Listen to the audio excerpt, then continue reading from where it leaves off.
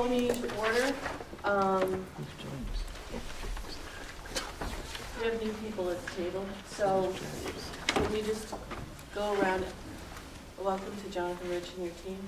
We're going to go around and introduce ourselves so you guys know who we are. I'll start with Steve. Sure. Steve Brown, Project Manager, Doran Whittier Management Partners. Lauren Brerin, Project Architect with JCJ Architecture. Emily Zarnecki, Interior Designer with JCJ Architecture. Daniel Ruiz, a Project Manager at JCJ. David Torrara, GGD, Electrical Engineer. Hi, Pam Bowden, Superintendent. I'm John Willis, Principal, Memorial School. Tyler Verdon, Building Committee, Essex. Jake Foster, Essex parent as well. Jonathan Rich with WT Rich Company. Very pleased to be here this evening. Mike Michaud, WT Rich. Hi, Adam Zager, Building Committee from Manchester. Alvin Guerrero, Building Committee from Essex. Gordon Brewster, Building Committee from Manchester. George Sharp, Building Committee. Charlie Hay, Building Committee, formerly of Essex. What? Remco Brooker, We had an annoying Building Committee and a yesterday. butter. I remember that. That's right. Andy Oldman, Building Committee and FinCom. Avi Urbis, I'm the Business Administrator for the school district. Sarah Creighton, Building Committee. Annie Cameron, Building Committee and School Committee. Jay Pagliarulo, Facilities Manager. Mike Burton, Project Director, Doran Whittier. Lisa O'Donnell, Building Committee from Essex. Caroline Wells, School Committee, Manchester, and Building Committee. Dominic Pinello, GGD, HVAC Engineer. Christina Scheffner, Assistant Project Manager for Whittier.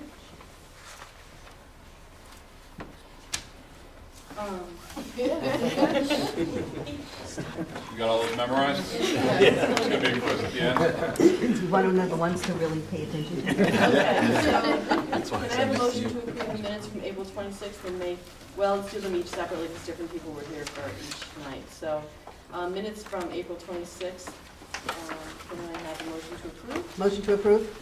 Second. Ibarro and Second. thank you, Foster. All those in favor? Aye. Opposed? Abstained? Sarah Craig abstains. Okay. And then minutes from 5-1. Alva makes the motion and Jake seconds. All those in favor? Opposed? Abstained? Sarah? Great. And John as well? Okay, so we took some invoices. Avi, you had a chance to review these? Mm-hmm. Yes. All good? Yes, we're in good shape. These are standard invoices for activity for items number 1 and 2, which are the actual invoices. Yep. We can Charlie Hickman. I'll let Steve Brown address the PL. Great. Do you want to speak to that? Sure. We'll do them all So at the same the time. two are really invoices. The third we'll take separately. So the first invoice for Doran Whittier in the amount of $7,142.85 is our, as per our drawdown schedule that we reviewed with Avi at the beginning of the project for schematic design support building services. Second JCJ April designer invoice number 9. The actual invoice is for $36,000 even. And again, that's per their drawdown schedule for feasibility for the services. The third, I don't know if we want to take separately since Why don't it's... we do move to, so I need a motion to approve the Doran Whittier and the JCJ invoices. So moved. Second, Sharp, and all those in favor? Aye. Opposed? Abstained? Great. Okay, let's talk about the WP Rich. Sure. As most of you were here last Tuesday, we had the opportunity to review the proposals, the interviews from the 3 CM firms. We had submit proposals. The selection committee made a recommendation of the building committee, which was accepted, to begin negotiations with WT Rich and to first order of business is get them on board to start with schematic design and their pre-construction. In the RFP, there was a full list of services that we expected the CM to begin tackling as soon as they came on board. Those are also listed in your packet after the invoices. It looks like a big wall of text, but it does say today's date, and it's addressed to WT Rich, and that's everything in the schematic pre-construction phase that we'll be looking to have WT Rich participate in.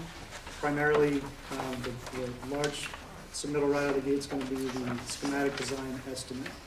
But in addition to that, it's just input on phasing, logistics, schedule. It is in quite a bit of detail here, and so that fee in pre-construction, issued with the RFP for pre-con SD was provided by the district and was a flat $20,000, and so that was already in the RFP, and so it was a known cost. Just now we know who it's going to. Great. So you reviewed this list and it aligns with whatever we did last week?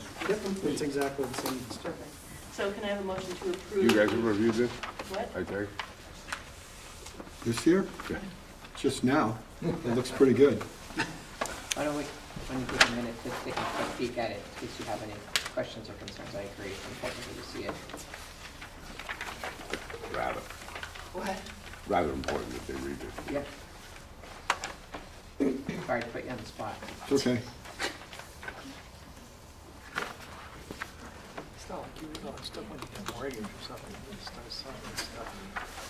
It's fine. It matches the That's the right RFP, answer. so- Just kidding. Thank you. Okay, so can I have a motion to approve? Don't move. And so that's Sharp and Remco, seconds. All those in favor? Aye. Opposed? Abstained? Great. Okay, take it away, Steve. Sure. So we do have quite a bit to get to on the design update side, so I'll go through schedule and budget now. Please speak up if you have any questions. So quick milestone update for the schedule. 5/22, we have our next building committee meeting here. Next scheduled community meeting will be on the 30th of this month. And you'll see we have some pretty significant milestones coming up, both at the end of May and into June, once we start reviewing cost estimates and value engineering, and that's all in anticipation to submit the schematic design package to the MSBA for their August board meeting. We are updating the project timeline, as you'll see in blue in the upper left. There's quite a bit of design working groups happening, kind of on the side and as just before this meeting with the MEP subgroup. So there's a lot of momentum going on pushing some of those discussions that are being brought back and will be updated as part of JCJ's presentation tonight. In yellow is CM procurement, which for the most part is behind us. And as we kind of work everything into the schematic design package, in the blue department, we work into the green areas, which is primarily having to do with cost and estimating. At the bottom of the page, you'll see how that lines up with building committee meetings and the major milestones as we lead up to the submission deadline. So please feel free to, if you have any questions about this timeline, we'd be more than happy to answer them, even if they come up in between meetings. And as always, we have the calendar update, which lands those on a calendar format, if you're more familiar and prefer that format as well. Any questions about schedule, timeline between MSBA delivery dates, any of the deliverables leading up to that? How do you feel about how we are against schedule? Are we making our targets? It's been a busy couple of months, couple of weeks. There's been a lot that's getting incorporated into the design, and there's still quite a bit to go. As you'll see from the timeline, there's still some groups to make sure we get really valuable information from. It's going to be really hard, but we need to maintain it based on our current schedule. Do you see any value in plugging in an if needed date or two for an extra meeting if we're not making our? 100%. So I guess that would be a tolerance of the building committee to meet in addition to the bi-monthly as it currently stands. What's the question, Pam? My question was, because there is quite a bit to do before submitting the cost estimate to the cost estimators, is it valuable to add a couple of if needed dates to the calendar? That way we can all come in if we are unable to make decisions on the schedule that we have now. Can I ask that question to Dan? Dan, what do you think about that? Well, are we on the road to get you where you want to go? I presently believe so. I think Steve is correct. There's still a fair amount of work that needs to get done, but I think we've had a pretty successful process so far, so you know, as long as we're continuing on this pace, I think. So are you suggesting that we continue the, like, the MEP meetings and the design review meetings and continue on that front? Well, for the MEP meeting, the meeting that we just had, I think, was fairly successful in terms of the subcommittee will have a recommendation to the wider committee. I can't predict how the wider committee will react to that, but we still have a chance to, review the materials today and then come to some conclusion at the next meeting. But I think that we seem to have a pretty strong preference from the subcommittee right now. And if things fall in line with the wider committee, then I think. How about the design review meetings that we've been having on Tuesday mornings? I'll probably defer to Lauren a little bit about that. I think it's been productive so far. That mostly that's a check-in, and really the work of the design progress really happens here at the building committee. So as long as folks are satisfied with where the building design is heading, that will also be, positive towards getting to our goal. Okay, so I think you answered the question, but so we're going to continue these then for, okay, I'm looking at Lauren. That's So all I we need to have, see. I would expect that we'd have one more design subgroup meeting before the next, essentially a week from now, Okay. prior to the meeting on the 22nd. It's possible that we may have a variant of that committee after the estimates come back, where we would maybe talk about any value engineering options if those are necessary. So, Okay. we could continue on the same schedule. I'm only asking because Wednesdays. you guys you got the end date to meet and. Yep, We're absolutely. And participants. there is still some flexibility after we submit on the 22nd. We do have, a little time before the two estimators are coming to their conclusion for a cost reconciliation meeting on the 8th of June. And then we do have time in June to make, to continue to refine the design or at particular elements of the design. Okay. And those, we'll work, with our estimators to refine the estimate appropriately. So, look, just on the schedule, I think kind of the important date, at least for me, is this 5/23 date. And John, that's going to be important to you because that's going to be the day that we hand over a package and you're going to begin your estimating. Dan's going to do the same thing with their estimators. And so by that date, this group here needs to basically approve some key things. And when I say key things, I mean big picture items such as MEP. I think we're going to get into that tonight. And so we need to know what kind of a system are we going to have in the building? Are we going to have full AC, partial AC, 2-pipe, 4-pipe? These are some kind of key decisions that we need input from on this group. And so there's a series of things that we're getting from these working groups, but ultimately those should be reviewed and approved here by this group. And we have this meeting, and we have 5/22. And then 5/23, we're handing a package to WT Rich. So I'm very interested to see what we get out of tonight and what's on here for decisions. I think if we're going to talk about, if you could go to the calendar thing again, if we're going to talk about extra meetings, I mean, we only have one other week in between. And so 5/23 is kind of a key date. And so we need to have some of these decisions ironed out by then. Do we want to put a tentative meeting on, the 17th, I don't know what the school schedule is for the 17th, but do we want to put a tentative meeting if we need to? What's happening here that day? I'm not seeing anything. Well, what does the 17th look like for you guys if we pencil it in? We will pencil it in. So we can threaten everybody at the 17th meeting, and then we'll make a decision. Yep. Okay? That's why you're the Okay.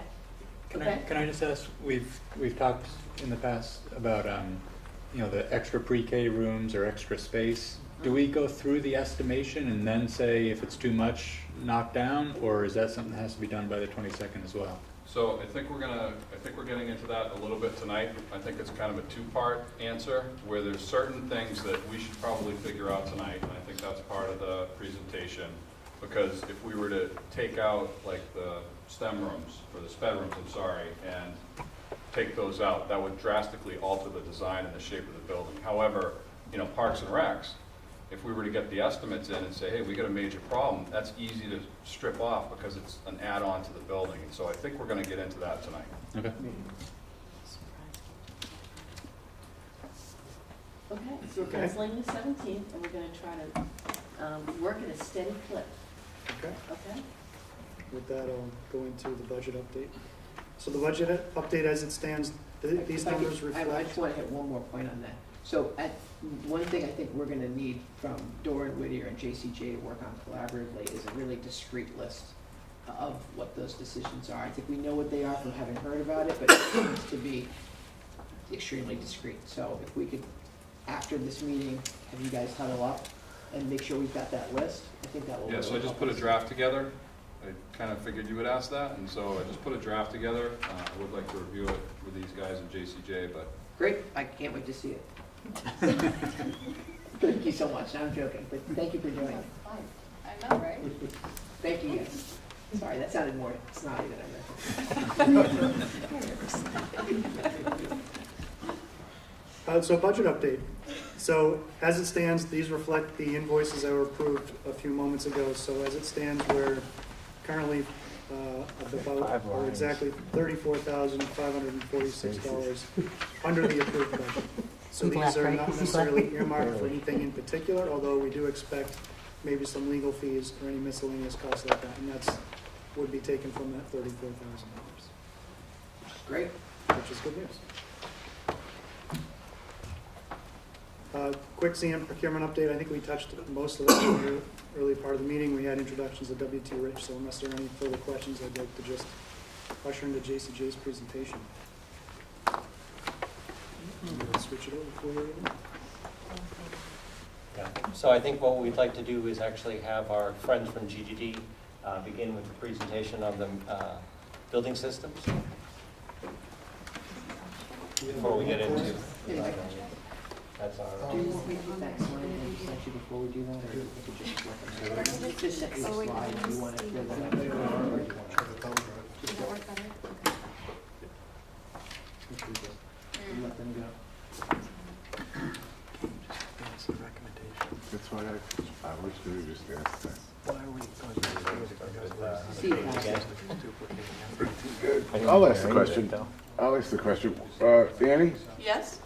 Is there any reason, I mean, the subcommittee Yes. has a recommendation. yeah, thank you. Does it really make sense for him to go through all of these things and open this discussion up again? I mean, you're talking about 2 hours worth of discussion here. We're just going through the recommendation, aren't we? No, he was going to do he was going to go through the presentation. So I think I have an answer to that question. I think we can dispense with the presentation and have him describe just the recommendation. I would love to hear the recommendation and why. There you go. Could I just ask the whole, if maybe we should dipstick the group, because there are levels of knowledge here who may feel very comfortable with the presentation, but I've listened to it 17 times now and I'm still not up to speed. So if the group as a whole may be comfortable to move ahead without the presentation, maybe that's the first vote we take. That way they're the people who need to approve the recommendation can tell us whether or not they feel comfortable doing it with their current knowledge base. Who would like to see the entire presentation? Our friends can also give an abbreviated version as well. I would love to see an abbreviated version with some discussion about where there are some decision points and why. Is that something you're comfortable with? Whatever the recommendation. That's what I'd love. Sorry, I'm looking at We're going to do an abbreviated one It was a unanimous recommendation. So isn't the point of these subcommittees Yes. to have recommendations so Yes. the entire committee Yes, can but if we have do to an sit abbreviated through? one, Well, I and mean, we it's start like now. define abbreviated. I mean, Really? these 2 are hours. big, complicated Yep. systems, and it could, even an abbreviated version could go on and on, so. I don't know anything about it. Can I talk can give to you a me? 5-minute summary of what And if I have the subcommittee questions, selected. This guy. yes, that's great. There you go. I'm not Your gonna name win, again Charlie. is? 5 minutes is okay. I was worried You're about on it. the Yeah, 2.5 hours. If we have to vote on something, we should get something and not just, here's the phone taking, you know what I'm saying? You have to have some type of second. I I was think saying, there's some. And I don't want to go through the whole thing because I wouldn't, I did look at it, I didn't understand what I was. I can Give them talk. 5 minutes. If we need more, if they can't convince you in 5, then. Hi, are we gonna do the 5-minute presentation? Yes. Yes. Yes, you good, great. So, are you good with that?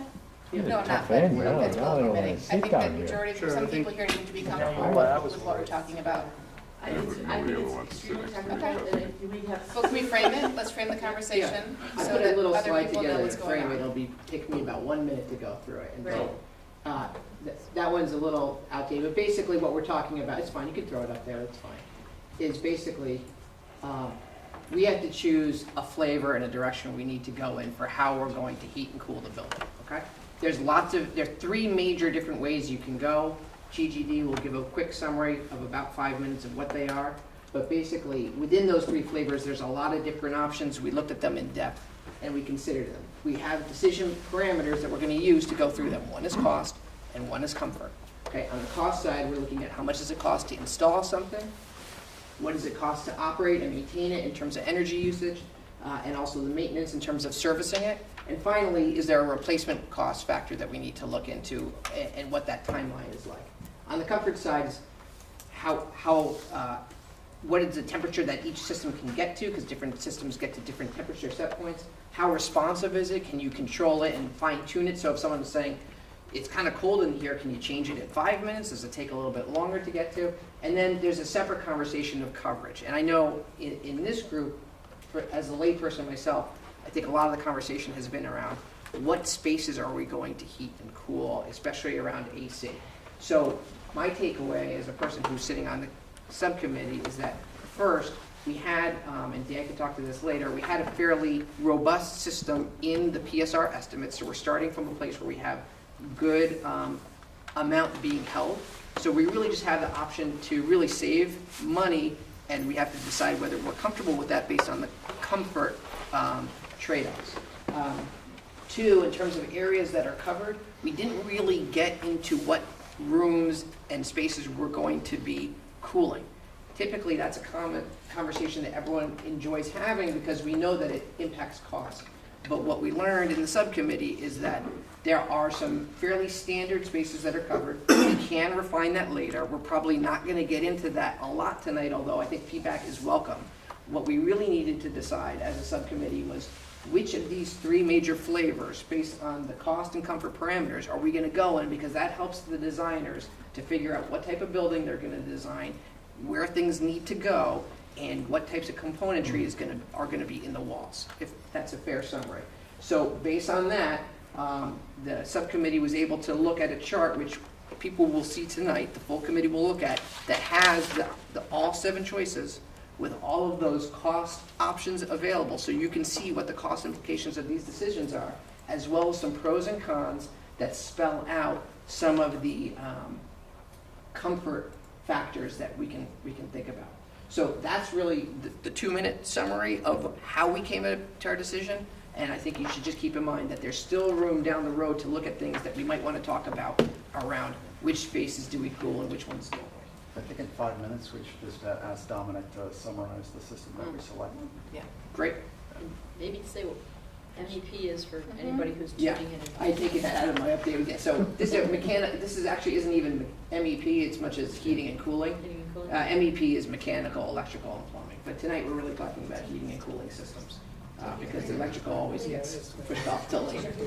So I think if we could also at some point show the full committee your slide 13 that goes, once we're done with this, all the pros and cons. I think that will be an important one to highlight on once you've given them the quick overview. Sure. Thank you. So we did a life cycle cost analysis of multiple systems, as Avi mentioned.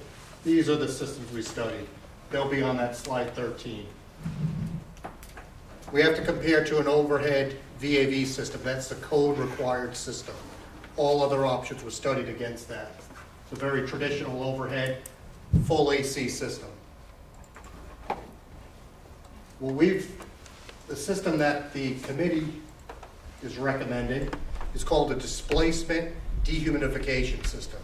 Essentially, we're turning the VAV upside down and supplying air from the bottom at the floor level. Benefits of that are, instead of mixing the entire room volume, we're now displacing the ventilation air. And it's dehumidification only and not full AC because the amount of air that we're providing is only based upon the code required ventilation air. Full air conditioning requires much more airflow. What drives this displacement is heat sources, people, lights, equipment. The ventilation air that's slightly cooler goes to the heat sources and rises. With that, it's removing pollutants. It's a very good system for an educational environment. It also allows us to reduce our cooling loads because we're only worried about occupied zones. Because of that displacement action, there's a thermal gradient. It's cooler at the floor, warmer at the ceiling. Because no one's occupied the ceiling area, we're not worried about that. So these are some examples of this displacement and the diffusers within the classrooms. Great pollutant removal, low noise levels are other benefits. And because we've got reduced equipment sizing, reduced first cost as well. Other system was chill beams we studied. And then we also looked at hot water, chill water versus package cooling and gas-fired heating. We also did a study about enclosing the mechanical equipment within penthouses or going with rooftop units. As I mentioned, we did a life cycle analysis. This was the process, and this is that page 13 that summarizes the results. And It's a hard copy, you want to pass it around to me? And essentially, we looked at all of these versus a code baseline system, which is the overhead system. So, yeah, I'm gonna actually just take a brief moment to just pass that around. I'm sorry, I didn't realize they were here. I'll take some and pass them. It's Or probably give you a worth. couple of extra copies. Oh, okay.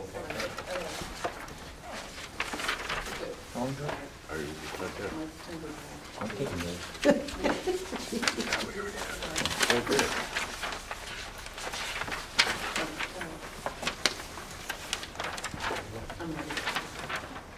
So just while we're waiting for that to pass around, as a layperson, with this building here, we're mixing all the spaces. It seems like since then, technology has evolved such that you don't need to basically cool or heat the entire room, just the place that's occupied. So that alone is creating, systems have become more efficient. And so the efficiency rating has really, you'll see in one of those columns of the solutions we're talking about is a lot lower, and that's what leads to a much lower first cost.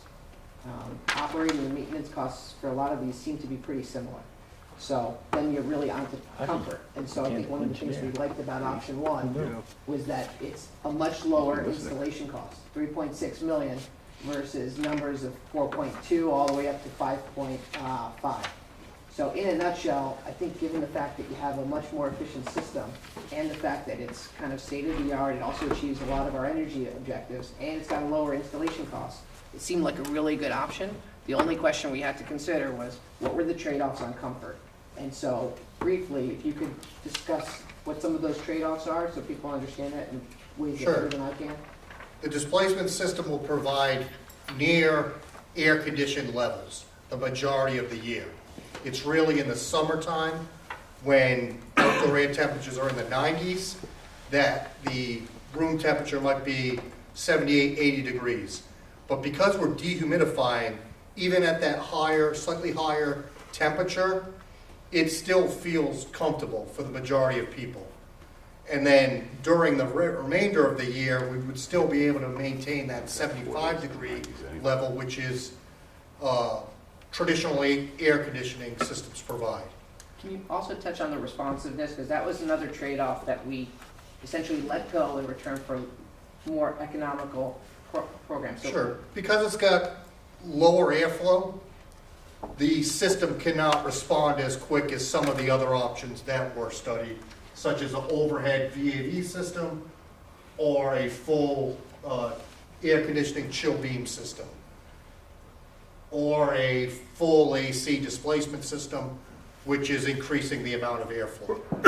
in layman's terms, that just means, I apologize, that it might take a little bit more time to get to the comfort level that we want if we decide we want to modify things. Now, you can address that sometimes by starting a little earlier in the day based on what you foresee the weather forecast to be, but as we all know, comfort is subjective, and sometimes it just might take a little bit more time. So I think it's just, as long as everyone knows that those are some of the trade-offs, if they have any questions about it, we can kind of go through that recommendation. Yeah, I have Yeah. another question too.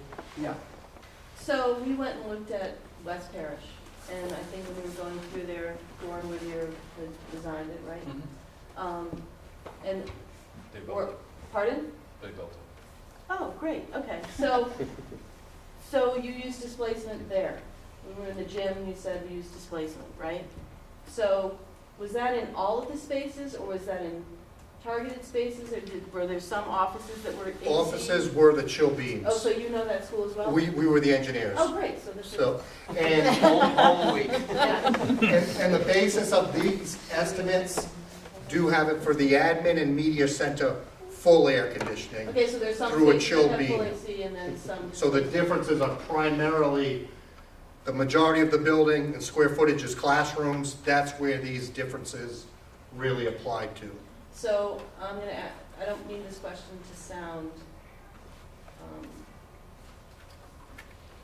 unfair, but is displacement, is that common or is that a luxury? So, you know, we all grew up in a sweaty classroom.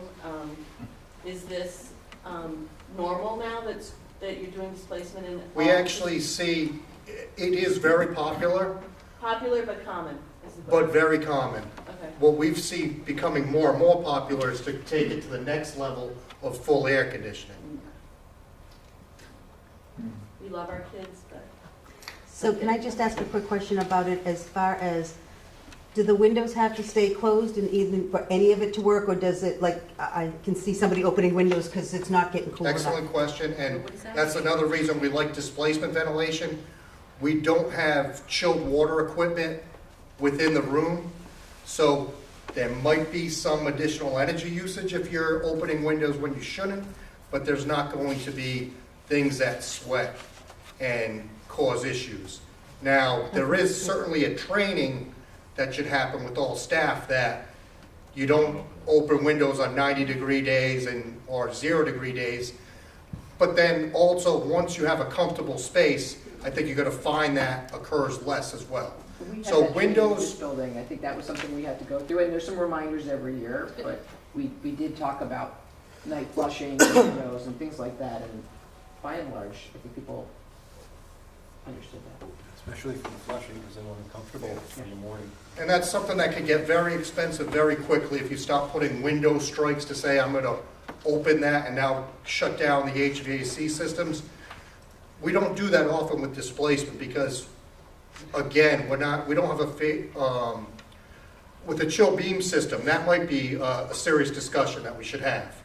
Because you've got chilled water and you could potentially, if you have 90-degree air in, start condensing and having drain pan issues and all that. But with displacement, there's no water to it, it's just air coming through there, and it's air at a slightly elevated temperature versus even an overhead system. Thank you. And maybe this gets to the same issues, but I've been touring a number of buildings, some of which have these systems, and particularly in elementary classrooms where every wall space is a center or a bookshelf or something, these seem to get covered over pretty quickly. Is that really a teacher training issue, or I saw one that seemed to have the grills at the bottom of the wall rather than in a corner or table height? There's a lot of flexibility as to where, the displacement, the availability of displacement diffusers, a lot of different ones. We've done corners, we've done 90s, we've done long diffusers, so it's something that's important for us to work with JCJ and, the educational planning on, the preferred location for those. But there are certainly a number of options.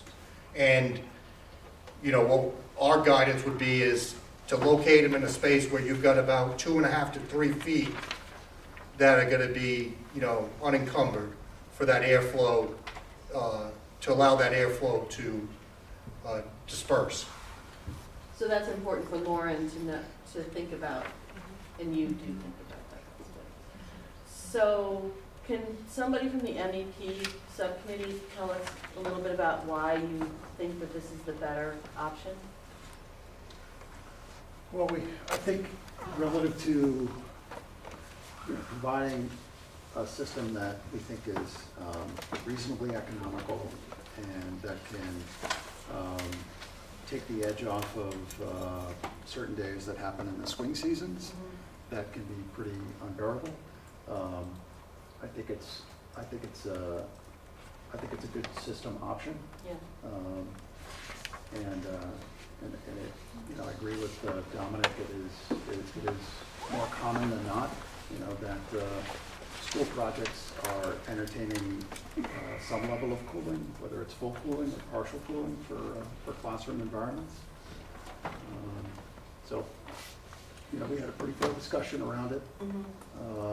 Poked and prodded on the numbers, and GTD did some additional work, to help answer some other questions that we had. And so we're feeling pretty comfortable with the choice. There was one minor modification. Do you want to mention about that? Well, we. Not really? Nah, I It's don't too think detailed? important to go Okay, into, yeah. good.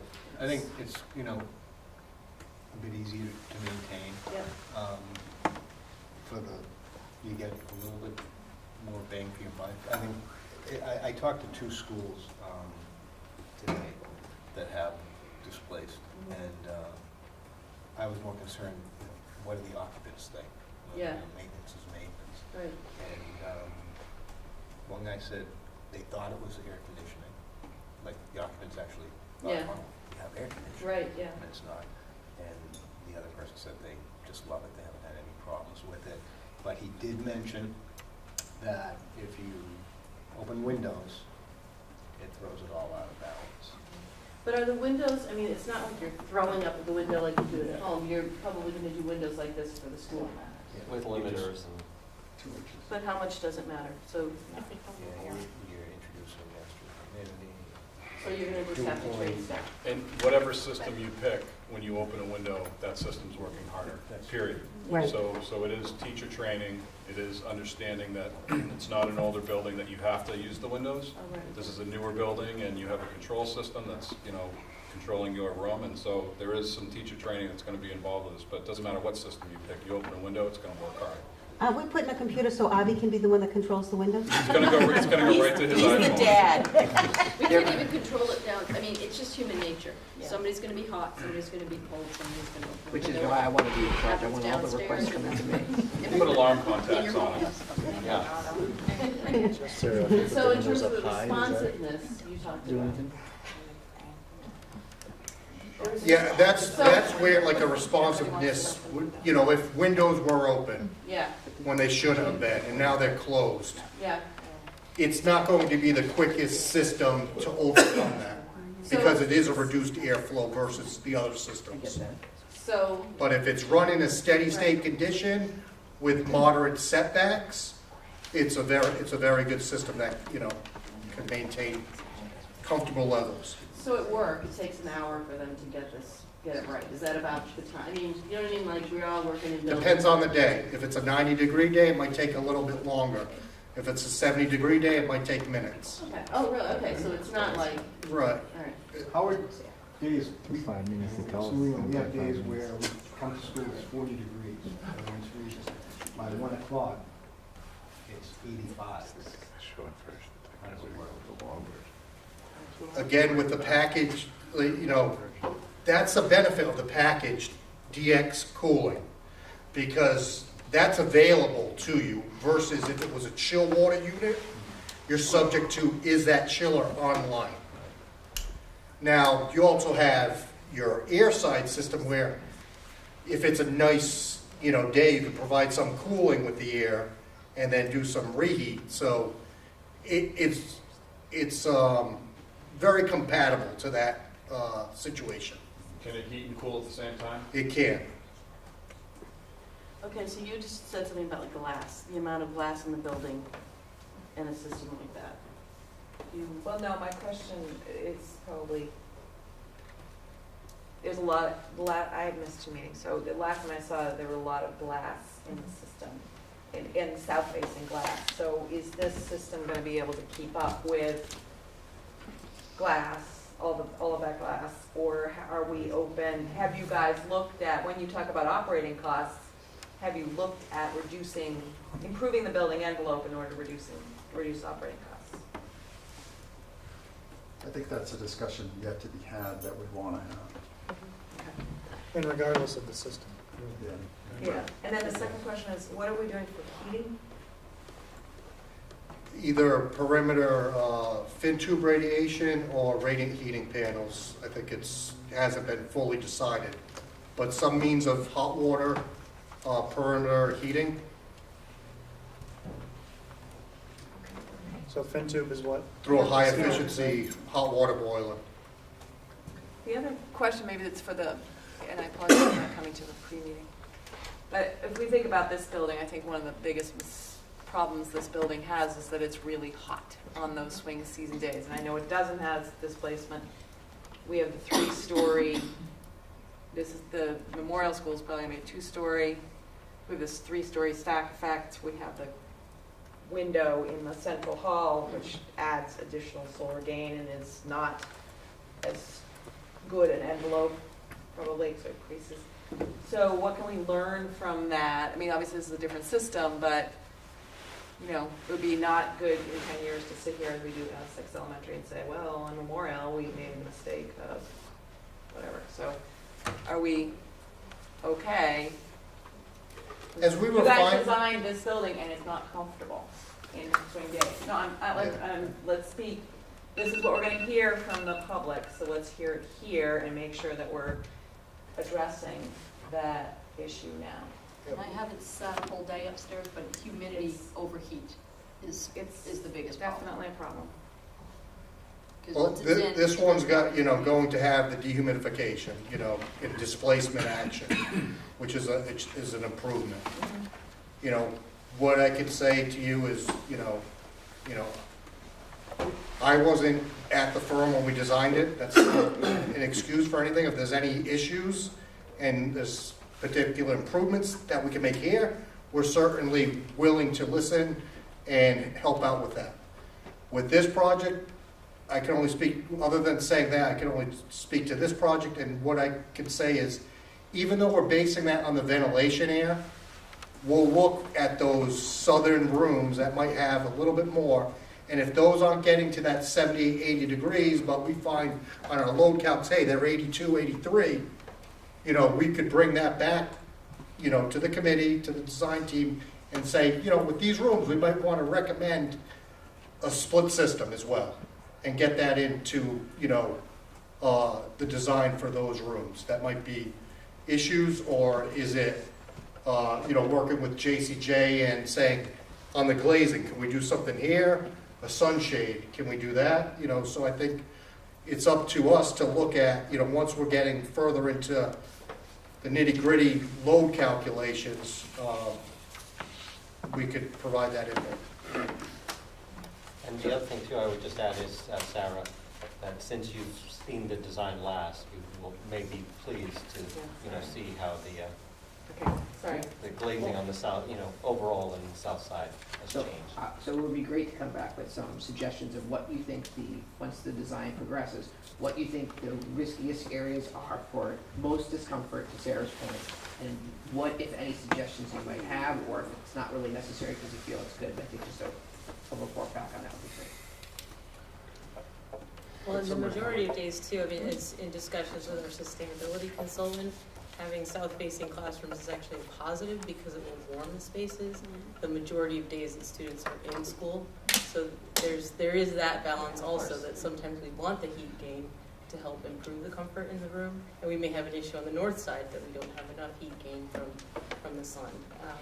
So it's basically we're designing two buildings with two different orientations, and we may have to address glazing and the type of glazing that we choose and the U value for it, one side of the building to another. That's also another thing we can consider. So can I ask like the totally dumb parent question, and y'all can, is this crazy? So we're not opening windows ever? Is that what I'm kind of gleaning from the conversation, it's not good to open windows. But fresh air, I mean. It's 100% Okay, fresh okay, air. so but like, okay. That's the other thing. I don't know if any of you, Okay, so that's what I'm saying goes over some of our heads. so what's great about this, it's every building, we have to provide by code outdoor ventilation air. Okay, it just doesn't quite seem the same. Okay, that's fine. It's actually, It's probably better. because it's Okay. filtered. Okay. If you're an allergy sufferer, I don't like windows. I see all that yellow on my window and I'm like. But anyway, with that, germs, pollutants, get removed and displaced. And what we're providing is really 100% outdoor air, ventilation to the space.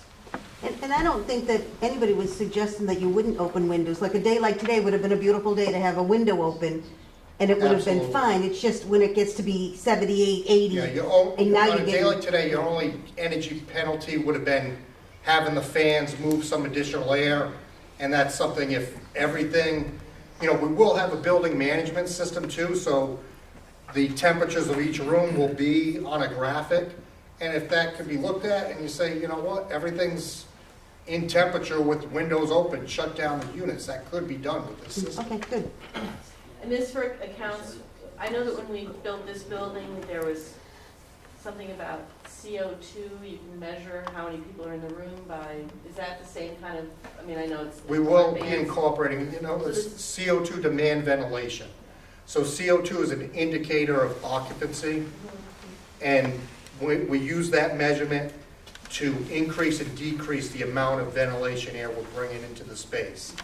But that would be overridden by the temperature control. So say we're not fully occupied, but we're a little warm in the space, we'd still give as much air as we could to try to maintain that temperature.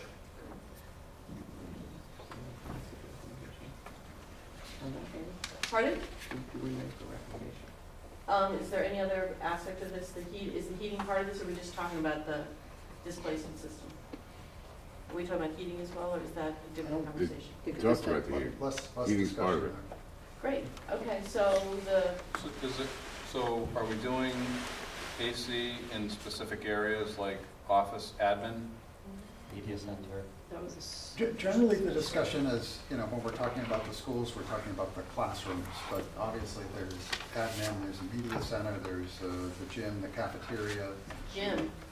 All those spaces that are on the table, but the discussion has been centering primarily around the classrooms. I'm gonna call myself. Are we gonna air condition the gym? So I asked the question, which is, should we consider that because it's also the auditorium? Well, I thought West Parish was displacement. It is, but it's not their auditorium. So here, But the auditorium is air conditioned, but the gym is not. Currently, you have an auditorium and a gym. The gym is going to be the auditorium, there's going to be large groups, so it's a question. I think there'll be further discussion. I saw somewhere select AC, something like situational. Is that, am I making that up? Situational You're looking at me like AC. I would actually know. Is that a thing? We talked about it. Yeah, we Okay, talked so about it's- that, yeah. like having it, but when you operate it, it's a select. Event cooling. Right. You're the one who brought that up. Well, I didn't invent it. You wouldn't be here if you did. Basically, having it on when you need it. Yeah, not so- turning it on all the time. Yes. That, I would love that idea. I think we should consider It wasn't that. it wasn't a recommendation, it was a question to the group whether it should be discussed Yeah. as we get into the next stages, because that's gonna be, Nobody That's was a good- advocating yes, for it should be cooling the discussed. gym per se. It was just the notion that when the gym is going to be filled with people watching something on stage. Yeah. I'd like to ask any members of the subcommittee whether there was any significant consideration to option 2. I mean, it looks like there's a roughly $500,000 initial install cost, but the operating and maintenance comes out to be just about the same. It's full AC. You wouldn't be necessarily subject to some of the criticisms, hey, this building tends to get hot, from people in town. Just sort of wondering if it was a close call at all with that option. It wasn't, it wasn't a close call, I guess. First of all, I would say that if we were going to more carefully consider that I'd want to have that more carefully estimated based on, a more deliberate description that GGD would provide to WT Ridge. And because I'm not 100% sure, those, you guys are One familiar of the with notes what you're talking about, but I think there's a lot of drift that can happen on those numbers.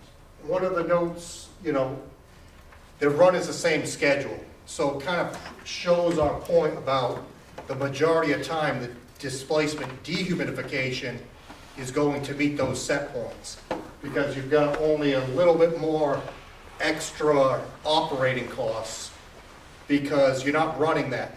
So we ran the schedules that we were given as to what the planned occupancy, which is very limited summer use for the classrooms. If that was to change, then operating costs would be much higher for that full AC option. So that's why they're so close. It's just looking at the school year.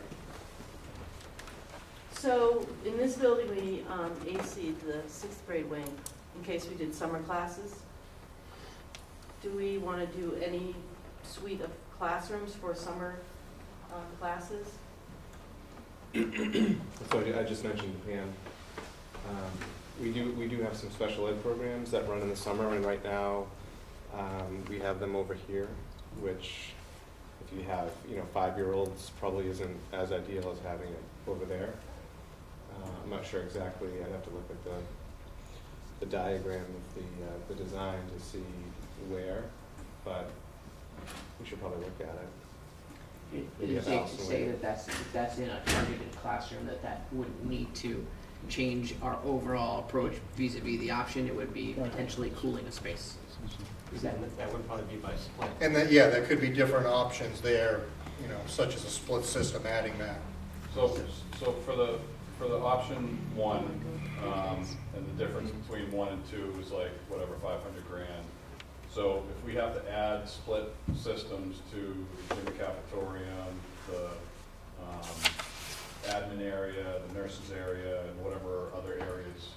On the gym, I wanted 2 splits. I would just increase the airflow. Okay. But for sped classrooms or, select classrooms, if it's 10 or less, I would go split systems, right, typically. So spaces like the nurses and the media center and the admin space already have it. Are assumed to be AC, full AC. In that number? In all the options. Okay, so that's already in there, so it's not in addition to?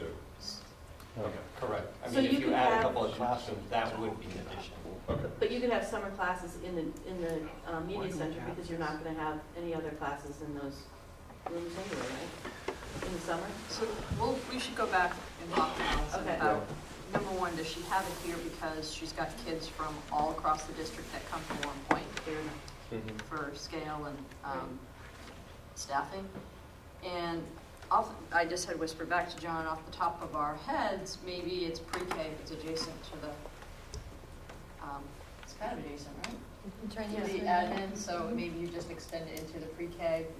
You could do They that, too. are prone to sensitivities anyway, so it may just play out in the long run if you want to actually. And I have was that thinking the option. same thing, Pam, as far as pre-K currently is still only half day, correct? So if you had a system where you could turn, like say, turn it down or turn it off when the kids are gone, then wouldn't cost, it would help with the cost. Yeah, I think getting back to Adam's original comment, it's kind of a philosophy thing. Do you feel that the 25 to 30% increased cost for the system is worth dealing with the 10% of days that would need that additional cooling? And I don't know if those numbers are not exactly right, but it's kind of looking at it in that kind of perspective. And for some of you, it may be yes. But again, if we're trying to reduce the number, not knowing if we have a problem, is it the financially responsible thing to do? And Cost so versus comfort. that's what you're kind of. Cost versus comfort. Some schools are doing that. Well, yeah, I mean, it's, I think people are gonna say, or could say, this building's supposed to last for 50 years. It gets warmer every year. I mean, what were you doing? What were you thinking? That's exactly why I think this needs to be brought from the subcommittee to this group so people can That's have what a we're chance to doing. weigh in, yep. And I think subcommittee made a suggestion, but everyone's got to buy in. I think, you're right, 50 years down the road, people might have a different standard. Clearly, since we built this building, the dehumidification is an advancement that's changed things, and there might be more. I mean, you can add supplementals in the future if you really needed it too, so. Okay, so the subcommittee is recommending option 1. Do you want us to vote on that, or do you want us to, great, so, who is on the MEP subcommittee that's making the recommendation? Is it you, George, for option 1? It's me. It's George, it's, I'll make it. I move that we consider option 1 for the air conditioning system type for classrooms. Second? any discussion? All those in favor? Aye. Opposed? Abstained? Great, thank you. So we'd like to give Dave a few minutes right before we get into to the design. Just before we leave mechanical, so I'm just trying to understand as far as decision points and when we get to estimating, so is the definition or the vote of this SPC critical on the heating element? Fin tube or radiant panels, pretty close cost wise? Not at this stage, I'd say DD. Okay, so we're gonna assume a number for those systems and we're covered either way, right? And then we're gonna assume that we're putting split systems in certain areas. Do we know what those certain areas are? And is the gym and cafetorium part of that? No. I think we know. I think that we it's- almost need like rather than where they are, like a quantity. Okay, so I think. If there were a I think quantity of that's something classrooms. that this group needs to approve, right? Yeah, if they want to come to a, I'm not consider saying, it. I'm not saying right now, I'm just saying next Yeah. time or whenever. Yeah. That's a decision that this group needs to make. Is it something we can make tonight? Or we could also take it for the 22nd as well, for the next SPC meeting. I think we've done the hard work by Okay. establishing a base system here, Great. and I think we can handle those other aspects of it as we go. And, you know, I mean, And I just want to clarify too, is the hot water units, right, we talked about? Yep. So the hot water units, Correct. Yeah. instead of gas fired. Right, I think Steve had picked that up as part of our choice earlier. So if the MEP subcommittee can make some recommendations on the spaces to split or AC and also anything else, then we can kind of tick them off the next time? Yeah. Just because we have so many I think decisions so, to make? and I think that, because basically what I heard in the last hour is that it sounds like even though Dave's gonna give us a very brief overview of electrical, there's probably more discussion to happen in the subgroup on electrical. Maybe it doesn't have to happen before SD is over, maybe it does. I don't think we want to debate that now. I'd love to debate that in the subgroup. Heating system, Dominic said maybe it could happen in DD. I think we should just make sure that the subcommittee feels comfortable talking with Doran Whittier and JCJ, that we do want to pass that step till then or hit it in SD. So I do think that it sounded like there are a couple items we might need to hit with the subcommittee prior to the handing over a package. And it may be that in that brief discussion, we say, yep, we're fine, we're gonna hit it in DD, our work is done. Or we may say, no, we want to dig in a little bit more so we get the best estimate possible. But either way, I think for tonight, we've hit the stuff we need to hit. And if Dave wants to kind of give a preview of what's to come, great. I just like to keep it targeted so that we can hit the things that we need to hit before our deadline. So let's plan to have an MEP meeting by midweek next week. Great, and I think we'll just talk with JCJ and Dora Whittier to make sure that we do in fact need that, and if so, stay tuned, subgroup, you might get an email. Does that seem like a good plan of attack? Yep. Dora Okay. Whittier, yes? Yeah, and so the only other two things, our control system, which is probably going to be proprietary, that is a vote that this committee needs to make prior to SD submission. So we definitely need to meet them. So that we need to meet. And whether or not we're going to have a penthouse, basement, or rooftop units is kind of an important one too. We talked about that a little bit, we can get back to Okay, that later. so those are kind of high-level, big-picture things that I think this group should get to. I don't think we need to get into like which diffusers we're going to use, but I think those are some kind of high-level stuff that this group needs to. So it seems to me that I would like to suggest that this committee empower the MEP subcommittee to make a decision about the building control system and just make it on our behalf. I can't imagine that any of the rest of us have the knowledge to weigh in on that. And the other one was The penthouse. the penthouse and the basement. Again, I would suggest that the MEP committee make that decision on our behalf. That's a And motion. that's That's a- a motion. Okay, I was gonna say. Second, I can't second it. Second. All those in favor? Aye. Opposed? Typically, we just have some, Abstain. not to belabor it, typically we do have some discussion before then. I think one thing I just want to say is there are people at this table who I think want to hear the decisions that are going to impact price. And so I don't want to belabor what this group needs to do, but I think I would just alter that motion slightly to say, make a recommendation to the full SBC. We don't need to have a long conversation with SBC. This was a pretty long one because it's a pretty big price tag item. It may be that the control system is a lot shorter, but I think we just need to make sure that things are coming out of the subgroup to the full subcommittee. And if people feel differently, then we can have a vote on it. That would be where my vote would be. And now that that authority has been given to the subgroup, that meeting would be posted and open. Yes, it would. Good. I think those things, it's up. Yeah, great. Dave? Did you get did you get a full count of the vote? No, I didn't, nobody said no. Nobody said no. Well, Nobody abstained, so, it's a yes. Okay, Dave? Okay, I'll make this as brief as possible.